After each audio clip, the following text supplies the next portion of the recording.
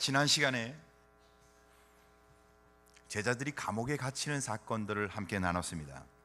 감옥에 갇혔는데 주의 천사가 도와줘 베드로와 사도들이 예수님 명령하신 대로 그 감옥에서 나와서 성전에서 새벽에 성전에 가서 말씀을 증거합니다.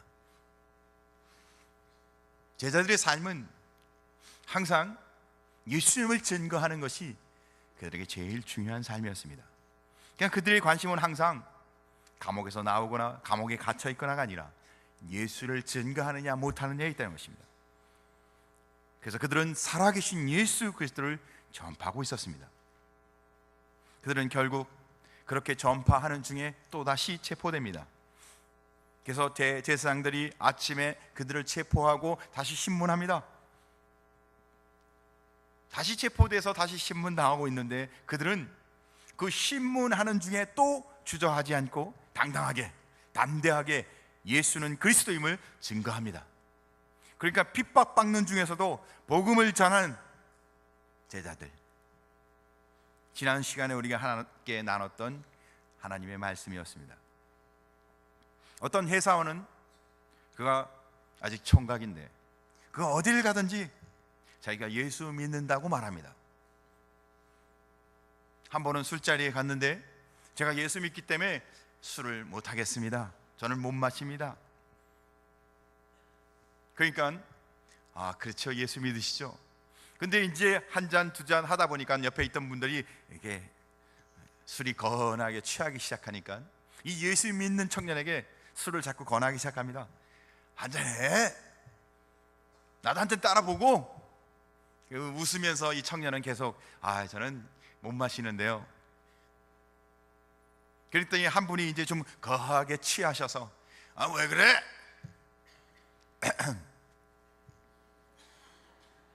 그러더니 이분이요, 술이 취하셔갖고 안 마시면 그럼 마셔! 그러면서 얼굴에다 그냥 술을 부어버리셨어요.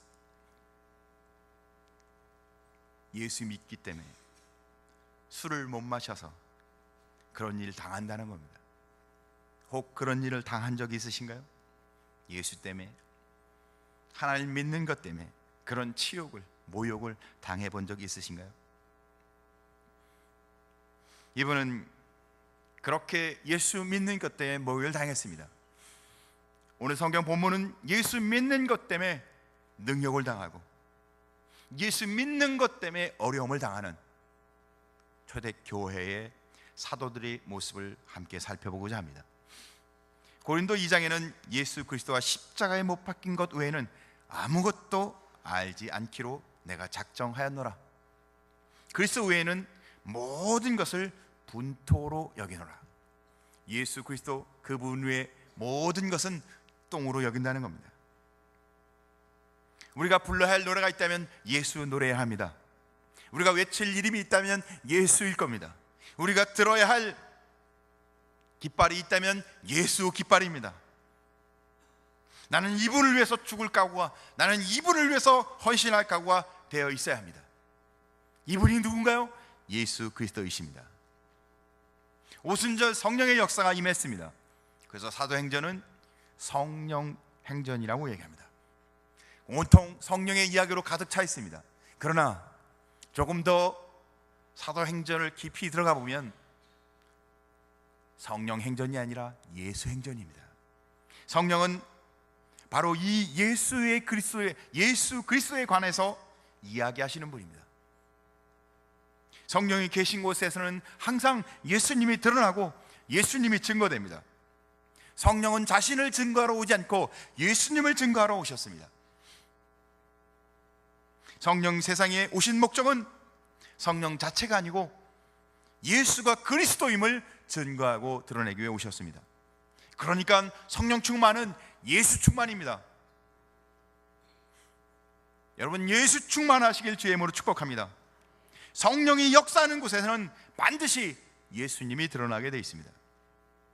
성령이 충만한 사람은 예수님의 인격을 닮아갑니다. 예수님은 육체로 오신 하나님입니다. 성령님은 영으로 오신 예수 그리스도이십니다. 성령이 계시는 곳에는 예수가 그리스도로 나타납니다.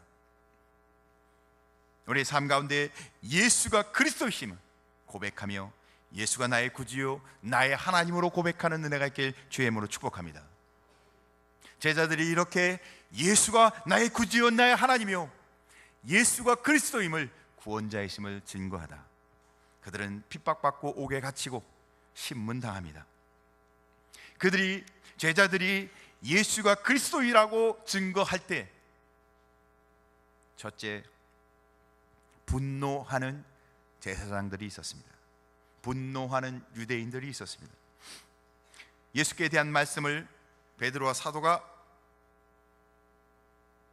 대제사장과 서기관과 바리새인들 앞에서 대답할 때 사람들의 반응은 이렇게 했습니다.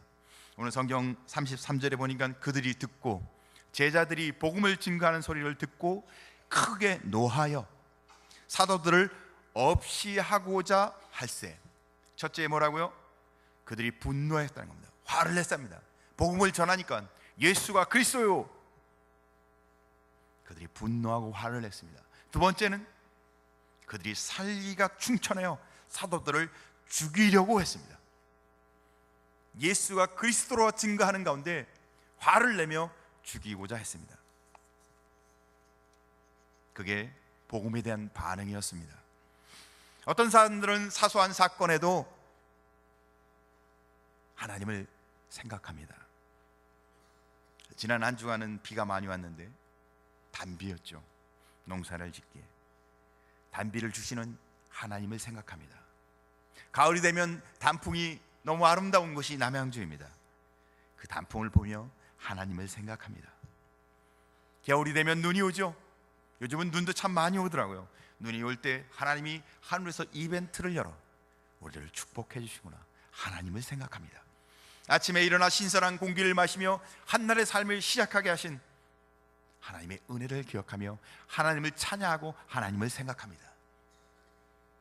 그러나 어떤 사람은 예수님을 데려다가 보여줘도 안 믿습니다. 예수님이 직접 나타나 말씀해도 안 믿습니다. 예수님에 대려 도리어 분노하고 책잡고 그런 사람들이 있습니다. 오늘 성경에 보니까 바리새인과 서기관들이었어요. 예수님을 눈앞에 보면서도 예수님이 누군지 몰라요.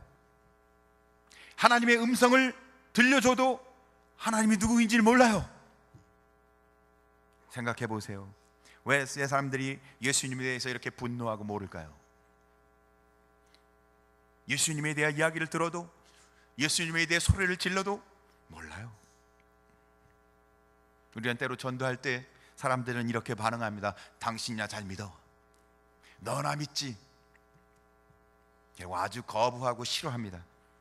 왜 예수님에 대하여 적대감을 가지고 왜 예수님에 대하여 배척할까요?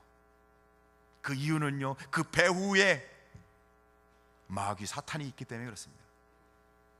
그 배후에 악한 세력이 분노하게 하고 배척하게 하고 죽이게 합니다.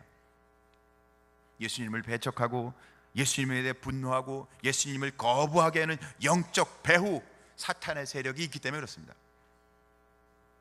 그런데 아주 놀라운 일이 있습니다. 예수를 안 믿고 우상 숭배하는 불신자 가운데에서도 하나님을 생각하는 사람들이 있다는 거예요. 구약 성경에 보면 기생 나합이 바로 그런 사람입니다. 기생 나합은요, 하나님을 모르는 이방 가나안 족속 사람이었습니다.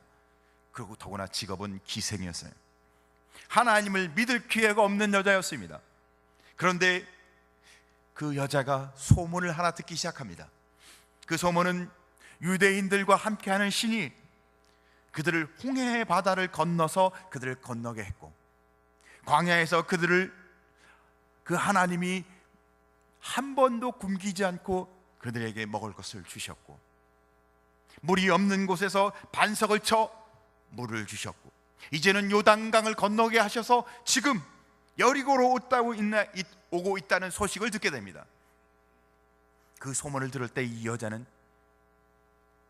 하나님을 생각하게 합니다. 너희 하나님은 상천하지의 하나님이라. 너희 하나님에 대한 소문을 들었는데 우리 마음이 녹았고 너희 하나님은 진짜 하나님인 것 같다. 이 여인의 고백이었습니다. 이 여인은 그렇게 구원받았습니다. 얼마나 놀랍습니까? 이슬람 신자 가운데서도 누군가는 하나님을 생각하는 사람이 있을 것이라는 겁니다. 러시아, 중국 체제 이데올로기의 아래에서도 북한, 아무것도 할 수 없는 그런 땅에서도 하나님을 경외하는 사람이 있을 것이라는 겁니다. 그래서 우리는 복음을, 예수는 그리스도요, 전도해야 합니다. 왜 전도해야 한다고요? 그런 사람, 도저히 복음을 들을 수 없는 상황 가운데도 하나님을 생각하며 준비된 사람, 그런 사람을 위해서 끝까지 전도, 복음을 전해야 되는 것입니다. 하나님은 빌립을 광야로 가게 합니다. 광야로 가라. 복음을 전하기 위해서 광야에 가면 사람도 없는데, 아무도 없는 광야로 왜 가라고 하셨을까요? 하나님 아직도 잘 모르고, 그러나 하나님에 대한 궁금증은 더 갈급해져 가는 에디오피아 내시를 그 광야에서 빌립이 만나게 합니다. 그래서 빌립은 그 에디오피아 내시에게 하나님이 어떤 분이신지, 예수 그리스도가 누구이신지 말씀으로 잘 가르치고 세례를 주고 그러고는 보냅니다. 보세요, 광야에서 만나게 한 에디오피아 내시, 바로 복음을 듣고 전도당해 예수를 믿게 됩니다. 사랑하는 성도 여러분, 감옥에 갇혀있던 제자들은 이제 바리새인과 서기관과 대제사장에서 죽을 위기에 처해 있었습니다. 두 번째, 제자들의 재판을 막아주는 가말리엘이라는 사람이 있었습니다. 이 가말리엘이라는 사람은 바리새인들 가운데 놀라운 한 사람이었습니다. 오늘 성경 34절에 보니까 바리새인 가말리엘은 율법 교사로 모든 백성에게 존경을 받는 자라, 공회 중에 일어나 명하여 사도들을 잠깐 밖에 나가게 하고 말하되, 이스라엘 사람들아, 너희가 이 사람들에게 대하여 어떻게 하려는지 조심하라. 가말리엘은 오늘 성경에 보니까 첫째, 바리새인이었다고 얘기합니다. 바리새인이라는 건 무슨 뜻인가 하면요, 그가 철저하게 율법 가운데 살아가는 사람으로 태어났다는 겁니다. 두 번째, 그는 율법 교사였습니다. 그는 바리새인 중에 바리새인이었던 겁니다. 왜? 율법을 가르치는 자였으니까. 율법 선생이었습니다. 셋째, 그는 모든 사람에게 존경을 받는 자라고 기록되어 있습니다. 그가 존경을 받았던 이유는 말과 행동이 일치하는 사람이었다는 뜻입니다. 이 가말리엘은 사도 바울의 선생이었기도 합니다. 지성인 가브리엘, 그는 철저한 율법주의자였습니다. 그런데 그에게는 역사의식이 있었습니다. 그는 오늘 두 가지의 사건을 들어서 제자들이 오늘 복음을 증거하면서 잡혀온 그들을 죽이고자 하는 사건을 막아줍니다. 첫째는 드다의 일이고 두 번째는 갈릴리 유다의 일이었습니다. 드다와 갈릴리 유다가 사람들을 미혹하여 사람을 모읍니다. 그러고는 그들이 무브먼트를 일으킵니다. 그래서 백성들이 많이 그 꾀에 따라오게 되는데, 그러나 드다와 유다가 죽은 이후에 그들은 그냥 다 흩어지고 말았습니다. 사람의 일이라는 그렇습니다. 사람이 만든 일은 그것을 주동한 사람이 꺾이면 다 없어지고 만다는 것이죠. 그러나 하나님께로 났으면 사람이 그것을 무너뜨릴 수 없습니다. 또한 하나님께로 났으면 그것을 대적하는 것은 하나님을 대적하는 것이 됩니다. 그래서 가말리엘은 오늘 그렇게 이야기합니다. 만일 하나님께로 났으면 너희가 그들을 무너뜨릴 수 없다. 제자들을 무너뜨릴 수 없다. 도리어 하나님을 대적하는 자가 될까 하노라. 대제사장과 유대인들은 가말리엘의 충고를 듣습니다. 그래서 40절 성경 보니까 그들이 옳게 여겨, 가말리엘이 충고한 말을 들어보니까 맞으니까, 그것도 역사적인 근거를 갖고 이야기하는 말을 듣고 옳게 여겨 사도를 불러들여 채찍질하여 예수의 이름으로 말하는 것을 금하고 놓으니. 가말리엘의 충고를 받아들인 그들은 제자들을 놓아줍니다. 제자들은 얼마나 기뻤을까요? 복음을 증거하다 옥에 갇히고 채찍질 당할 매를 맞고 어쨌든 이제 풀려났습니다. 감옥에 갇혔는데 다시 풀려났다고 생각해 보세요. 잔치할 일이죠. 기뻐할 일이죠. 축하할 일이죠. 그러나 세 번째, 그 이름을 위하여 줄거이 핍박받는 제자들. 41절에 보니까 사도들은 그 이름을 위하여 능욕받는 일에 합당한 자로 여기심을 기뻐하면서 공회 앞을 떠나느니라. 제자들은 옥에서 나온 것을 기뻐하지 않았습니다. 그들이 감옥에 갇혀서 풀려난 것, 자유롭게 된 것이 그들의 기쁨이 아니었고, 오늘 성경은 그 이름을 위하여 능욕을 받고 능욕받을 자로 합당하게 여김받은 것이 그들의 기쁨이었다고 얘기합니다. 그러니까 그들의 기쁨은 예수를 위해, 그들의 관심은 예수를 위해 살다가 고통당하고 고난당하고 핍박당하고 능욕받은 것, 그것이 그들에게 기쁨이었다는 겁니다. 예수님을 위해 내가 이렇게 섬길 수 있구나. 내가 예수님을 위해, 예수님의 영광을 위해, 하나님의 영광을 위하여 내가 이렇게 제자로 인정받고 있구나. 그것이 그들의 기쁨이었다는 겁니다. 사랑하는 성도 여러분, 우리의 관심은 어디에 있습니까? 우리는 무엇을 위해 살아가고 있습니까? 예수 위해, 그 이름을 위해 살아가는 복된 은혜가 있길 간절히 소원합니다. 사랑하는 예수님, 사랑하는 주님을 전할 수만 있다면 어떤 환경, 어떤 조건도 문제가 되지 않았을 겁니다. 바로 그 이름을 위하여, 바로 그 이름을 위하여 사도가 되고 제자가 되고 성도가 되었던 것입니다. 예수 이름보다 귀한 이름 없습니다. 예수 이름보다 능력 있는 이름은 없습니다. 예수 이름보다 더 높은 이름도 없습니다. 예수 이름보다 복된 이름은 없습니다. 예수를 위하여, 그 이름을 위하여 우리는 살아도 예수를, 죽어도 예수를 위해 살아가는 복된 성도 되시길 간절히 소원합니다. 베드로와 다른 사도들은 예수 그 이름을 위하여 능욕받는 자로 인정받기를 기뻐했다고 말합니다. 기뻐하는 정도가 아니라 감격하며 눈물을 흘렸습니다. 우리가 좋아하는 일을 하면 어떻게 해요? 내가 좋아하는 일, 내가 존경하는 분을 만나면 어떻게 해요? 그들은 예수 그분을 위해 사는 것이 기쁨이며 감격이며 은혜였습니다. 그리스도의 특징은 뭘까요? 그리스도인 어떻게 알까요? 그리스도의 특징은 고난입니다. 사랑하는 성도 여러분, 그리스도인이라는 사실을 증거하는 것은 그의 삶 가운데 고난이 있는지, 예수를 위한 고난이 있는지 없는지, 예수 믿으면서도 주님을 위해서 한 번도 고난받아 본 적이 없으신가요? 예수 믿으면서도 한 번도 부끄러운 일을 당해본 적이 없나요? 그러면 정말 부끄러운 것입니다. 그 이름을 위하여 예수님 때문에 모함 받아본 적이 있으신가요? 오해 받아본 적이 있으신가요? 손해본 일 있으신가요? 한 번도 없다면 예수님을 사랑하지 않는 것입니다. 예수 그 이름 때문에 한 번도 어려운 일을 당해보지 않았다면 예수님을 사랑하지 않는 겁니다. 사랑한다는 건 뭘까요? 사랑하는 건 뭔가를 얻는 건가요?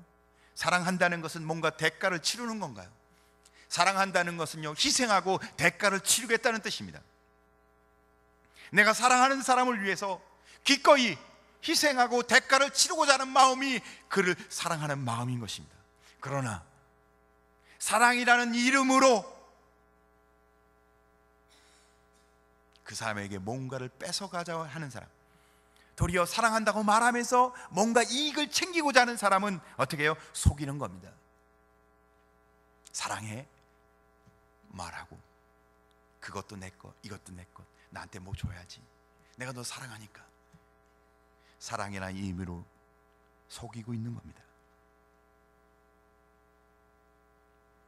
희생도 없이 대가도 없이 어찌 사랑할 수 있겠다는 건가?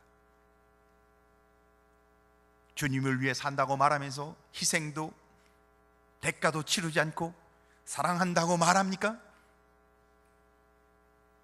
우리는 예수님을 믿으면서 고난받기를 거부하는 사람이 너무 많습니다. 예수님을 사랑한다고 하면서 고난받기를 거부하는 사람이 너무 많습니다. 심지어 교회에 와서도 고난받는 일을 하지 않으려고 합니다.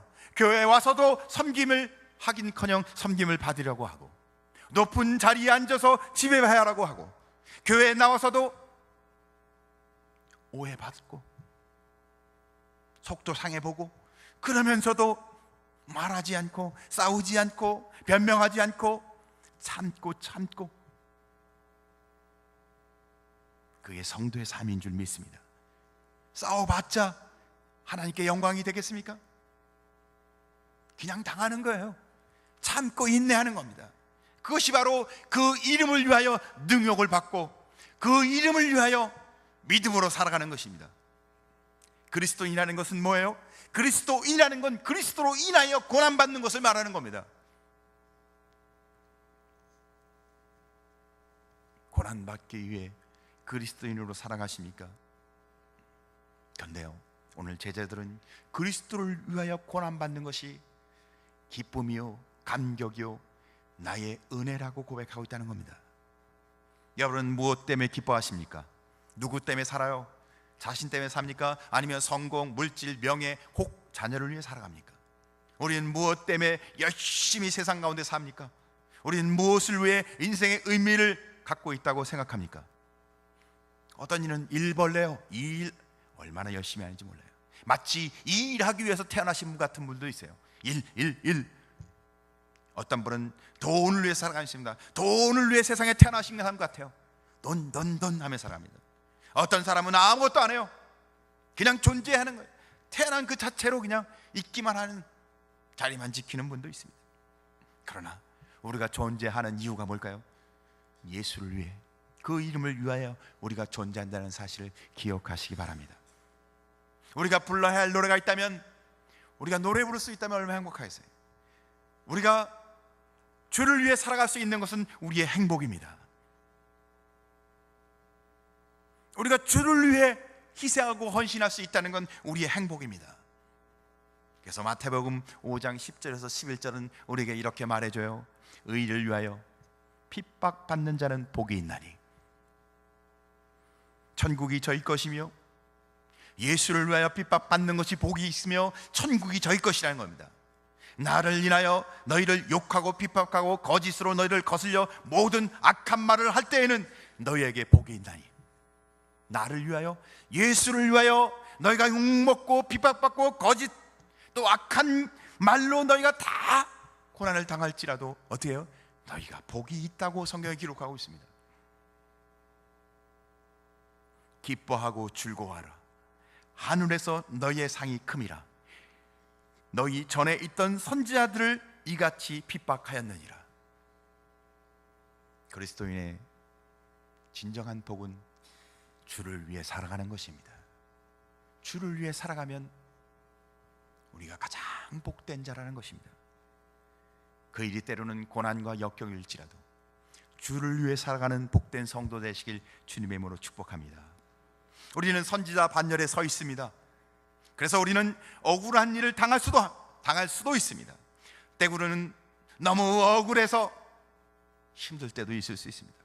고통스러운 일을 당할 때도 있고 무시당할 때도 있고, 그러나 기뻐하시기 바랍니다. 때로는 자존심이 너무 상해서 마음속에서 보복하고 싶은 마음이 있을 것입니다. 참으십시오. 주를 위해서 내가 무시당하거나 억울한 일을 당하거나 고통을 당할지라도 여러분 인내하며 믿음으로 살아가는 거룩한 성도로, 그리스도인으로, 제자로 살아가시길 주의 이름으로 축복합니다. 그분을 위하여, 오직 그 이름을 위하여 고난받아야 합니다. 베드로전서 4장 13절, 오직 너희가 그리스도의 고난에 참여하는 것으로 즐거워하라. 언제 즐거워하라고요? 그리스도의 고난에 참여하는 것으로 즐거워하라. 이는 그의 영광을 나타나실 때 너희로 즐거워하고 기뻐하게 하려 함이니라. 여러분, 신나게 놀면 기쁠까요? 돈 많이 벌면 기쁠까요? 여행을 다니면 기쁠까요? 내가 하고 싶은 일 마음대로 하면 기쁠까요? 다 유한하고 잠깐 동안만 기쁩니다. 그러나 주를 위해 살면, 주를 위해 고난에 동참하면 영원히 즐겁고 영원히 기쁘고 영원히 복된 자이신 것을 믿으시길 주의 이름으로 축복합니다. 네 번째로, 그래서 날마다 가르치고 전파하는 일을 제자들이 합니다. 42절에 그들이 날마다 성전에 있든지 집에 있든지 예수는 그리스도라 하고 가르치기와 전도하기를 그치지 아니하니라. 그래서 제자들은 날마다 그들의 삶 속에 예수는 그리스도요, 예수는 그리스도요. 성도의 삶이 무엇인지, 제자의 삶이 무엇인지 여기에 나타납니다. 그들은 집, 성전, 거기에는 관심이 없어요. 직장, 가정, 출세, 성공, 돈, 명예, 그들의 관심은 그게 아니라 예수님이었습니다. 성도의 관심은 예수님이어야 합니다. 우리의 관심은 예수님이어야 합니다. 예수가 복입니다. 예수 그리스도를 사는 자는 영원한 복을 누리는 것입니다. 사도들의 관심은 그리스도입니다. 그들은 주님의 일, 예수가 그리스도임을 가르치고 전파하는 일을 했습니다. 언제 했다고요?